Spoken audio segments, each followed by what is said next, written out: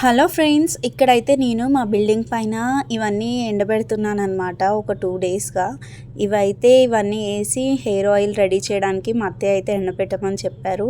ఇంకా దీనికోసం ఏదో ఆకు కూడా తీసుకొచ్చారు. ఇది చాలా ఇంపార్టెంట్ అన్నారు. బట్ ఈ ఆకు నేమ్ నాకు తెలీదండి. సారీ, మీకు చెప్దామనుకున్నా బట్ మర్చిపోయా. ఆకు నేమ్ గుర్తుపెట్టుకోలేదు, నేను మర్చిపోయాను. ఆకుల నేమ్స్ అన్నీ డిఫికల్ట్గా ఉంటాయి, సో నాకు గుర్తుండట్లేదు. ఇంకా మేడ మీద అయితే అలా ఎండబెట్టాను. బాగా ఎండిపోయాయి. 3 డేస్ ఎండబెట్టాము.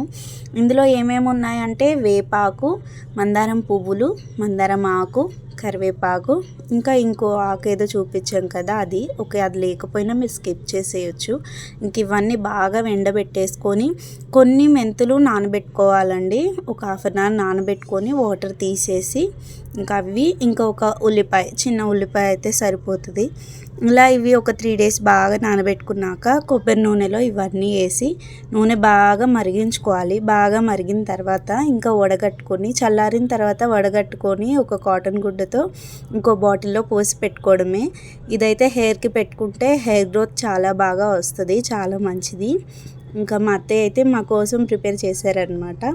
ఆనియన్ అయితే కొంచెం తక్కువ వేసుకోండి, మా దాంట్లో ఎక్కువ అయిపోయి స్మెల్ బాగా వస్తుంది. Thanks for watching. Please subscribe and like video.